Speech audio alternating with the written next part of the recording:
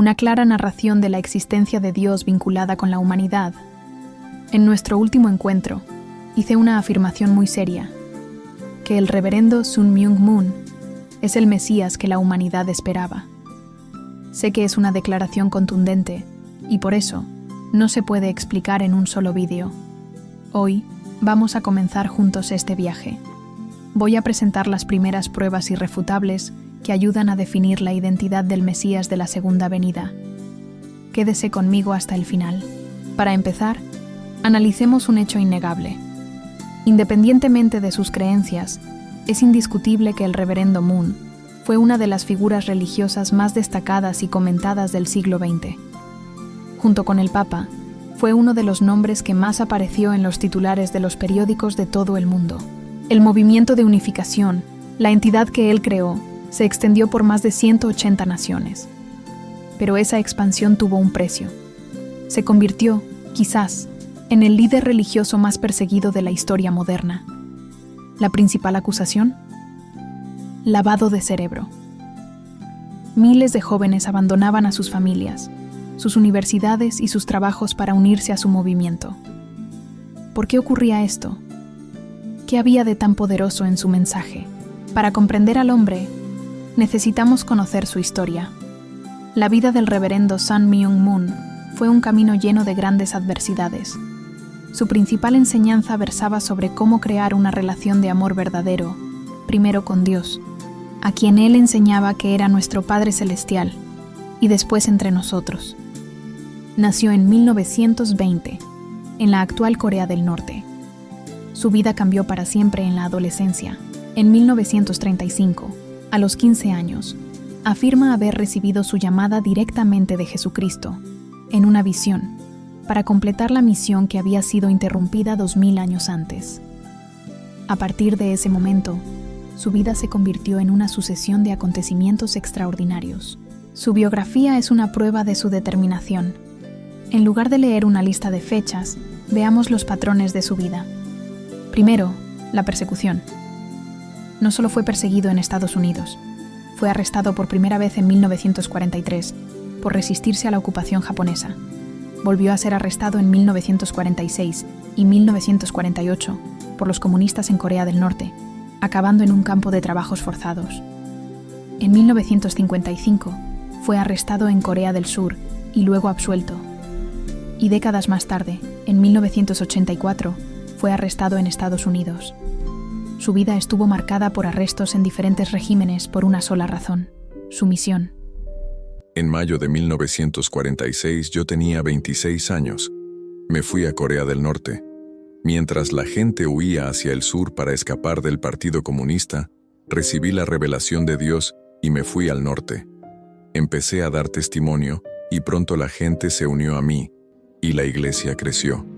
Al mismo tiempo fui perseguido por las iglesias establecidas que decían que les había robado a sus fieles. Solo 2 meses después de comenzar a testificar, sospecharon que era un espía de Corea del Sur.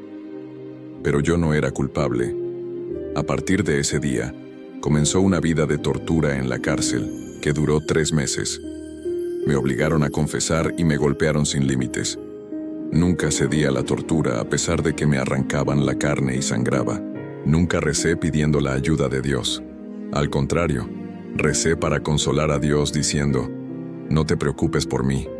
Después de eso, fui arrestado 2 veces y encarcelado en la prisión de Funnam. Saludé con la mano a los miembros que lloraban en el tribunal público, diciendo: ánimo. La realidad de la prisión de Funnam, una fábrica de fertilizantes nitrogenados a la que me enviaron, era extremadamente cruel.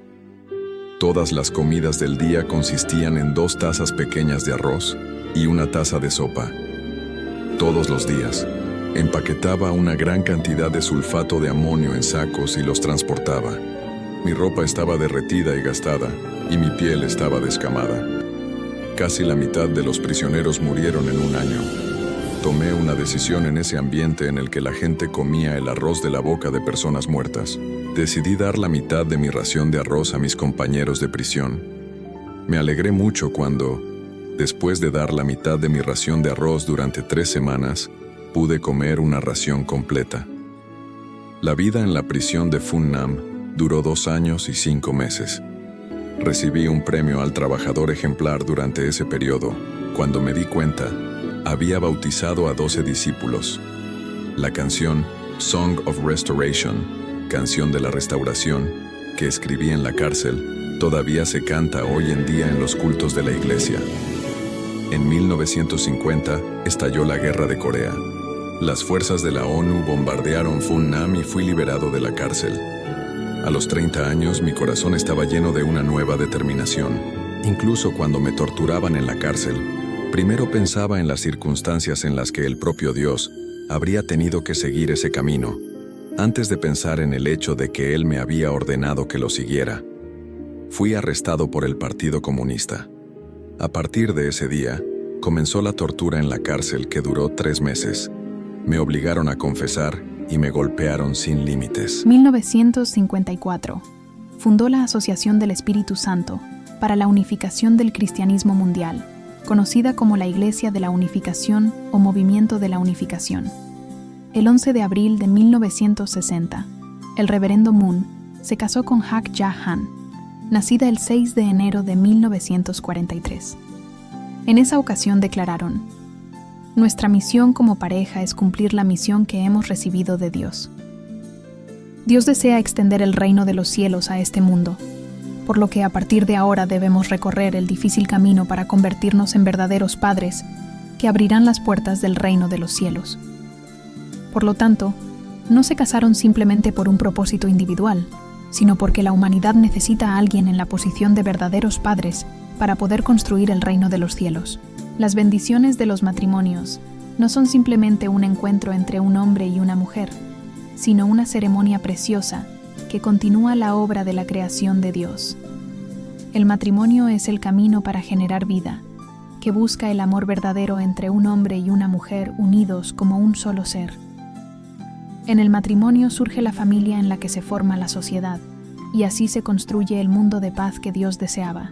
En 1962, él y su esposa iniciaron las bodas masivas, bendiciendo en matrimonio a 36 parejas, y en el mismo año a otras 72 parejas. En 1963, bendijeron en matrimonio a otras 124 parejas.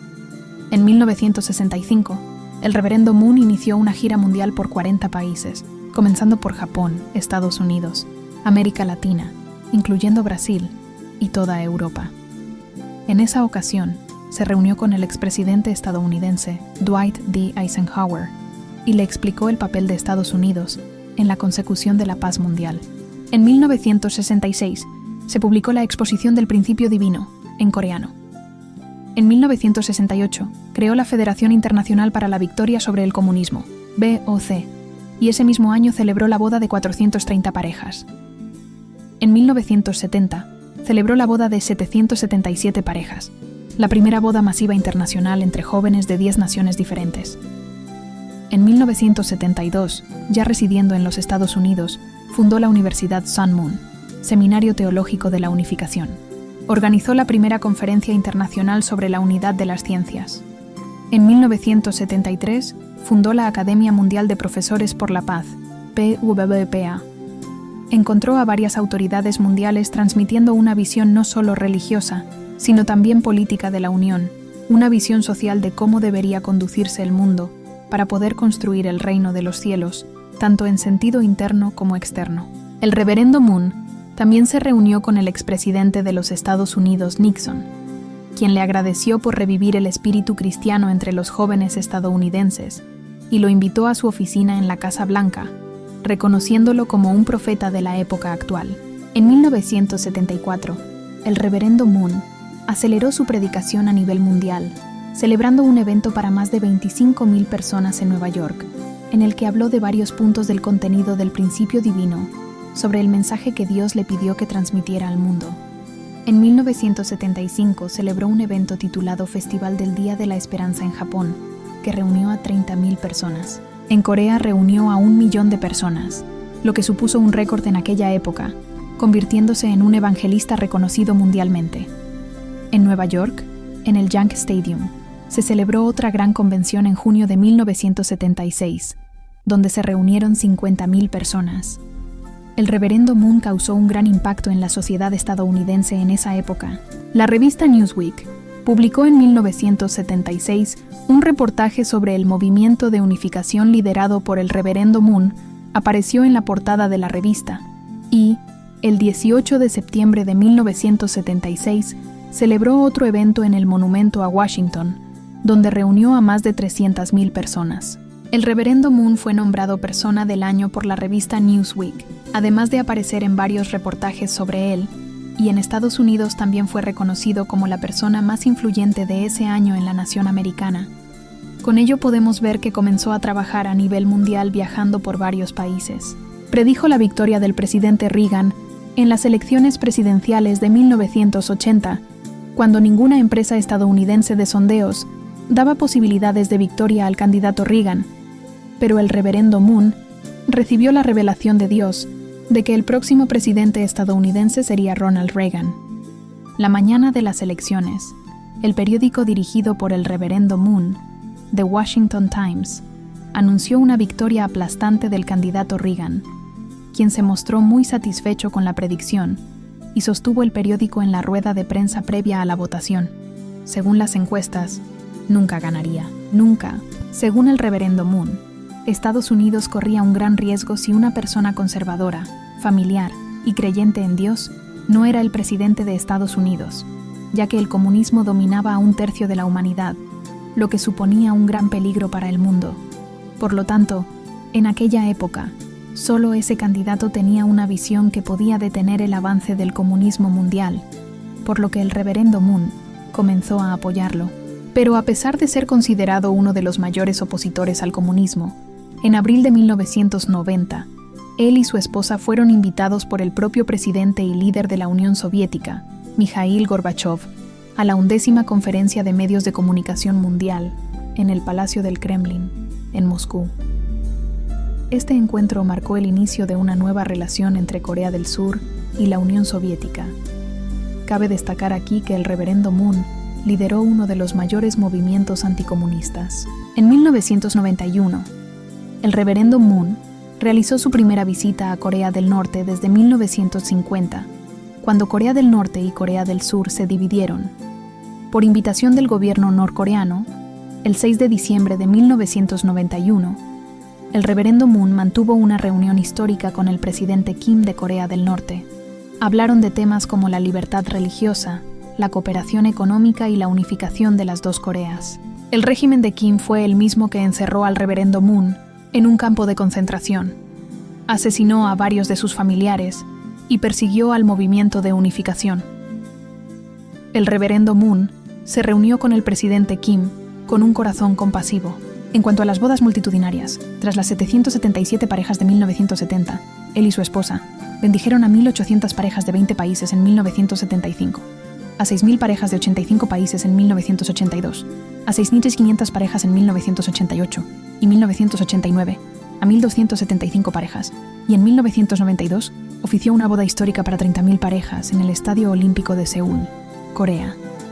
Imaginen a 60.000 personas de 131 países recibiendo la bendición nupcial, la gran mayoría de las cuales fueron elegidas por él.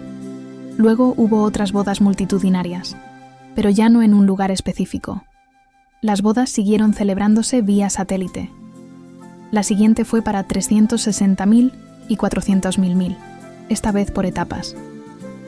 En el próximo video, profundizaremos en el contenido de su mensaje, el principio divino. ¿Qué enseñó que cautivó a tantos e intrigó a tantos otros? ¿Qué te pareció esta evidencia? ¿Ya conocías esta historia? Deja tu opinión en los comentarios. Me encantaría saber qué opinas.